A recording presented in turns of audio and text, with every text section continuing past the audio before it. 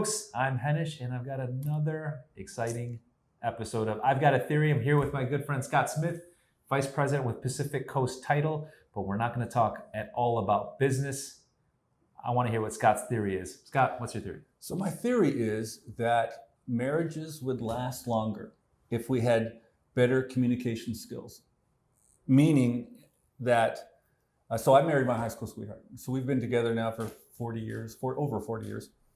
And we have a really good marriage. And it's because we really went to the extent to interview each other. Let me give you an example. If, let's just say you're dating someone and wait a minute, I'm gonna lose my train of thought, start over. You're dating someone, you interviewed each other.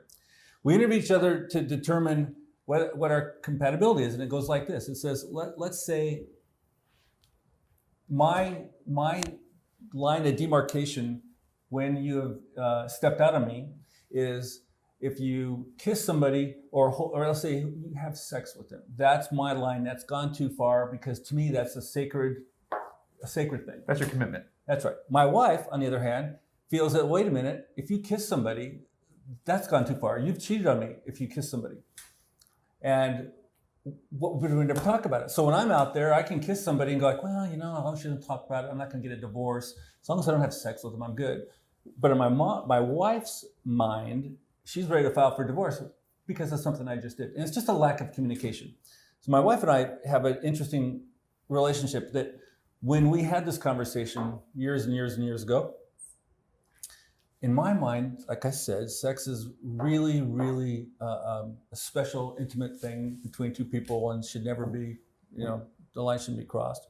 In her mind, sex is just, two people that are, having sex. It's not that big of a deal. It's not as emotional. Her line is that when I would sit down and share some intimate feelings or intimate thoughts with another person, that was her line of demarcation where she felt like I had stepped out. But you're emotionally cheating on them. Yeah. That's the more thing. You're concerned more in the physical aspect. She's concerned more in the emotional. And so if you don't have that conversation, you're really going to potentially endanger your relationship. True. It's interesting but it's not just about that. You kind of have to have that conversation with everything, whether it's financial, how you give feedback, how you raise your kids, how you spend your time.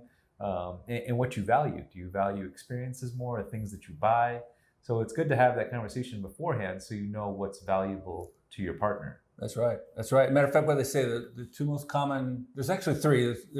I can think of two of them, the most common reasons for divorce. One is money, one is sex, and there's another one. I can't think of what it is. But there's all these things. Forgetfulness. Yeah. Bad memory. Forgetting your anniversary. At least you know me. You're used to it. Speaking of, mine is less than a week from now. I should probably do something about that. Oh, your anniversary? Yes. Happy anniversary. Well, cool. So how do we fix this? How do people do better communication? Well, I think it's being willing to hear the things you don't want to hear. Okay. And so in our relationship, divorce is not an option. And the rule is, as long as both of us are willing to work on it, you work on it as long as it takes. At the moment that one of you is no longer willing to work on it, and that may mean just talking, or it may mean getting professional help from a family counselor, which we've seen many, many times over the decades, that you hang in there. Mm-hmm. And it's not until someone says, you know what, I don't want to go to therapy anymore, I'm over it, I'm done. And then it's going to be probably, the end of it. But it isn't an option for us, right? You can't quit. That's our agreement. Yeah. People still do, but that's our agreement. So you're saying it helps to have potentially someone help you for sure. Better. I'm a big advocate of family therapy. Absolutely. Yeah, because it's interesting what a third perspective could give to two people in between things. And the trick is to find somebody that both of you trust, because, for instance, my wife and I had found this gal who's since retired, but she was able to talk to both of us and not have the other one feel like she was siding with the other. Yeah, impartial. Yeah, right. Yeah, and you just felt like if she gave you the advice that it was your problem, not hers, and you were like, all right, that's my problem. Yeah. Oh, really? Wow, that's very directed. So you knew exactly what. Yep. Yeah, my wife says she has to give me feedback in the crap sandwich. So in terms of tells me good stuff, tells me some bad stuff, and then tells me some good stuff to kind of wrap it in the middle. Like, you're doing this Very stuff good. great. You need some improvement here, but you're doing this stuff pretty good too. She's good. She's good.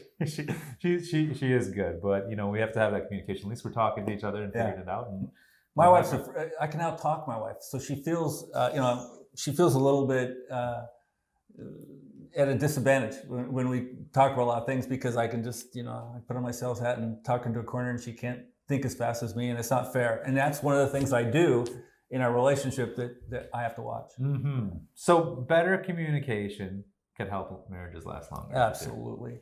Thanks for sharing, Scott. Good to be here. Yeah.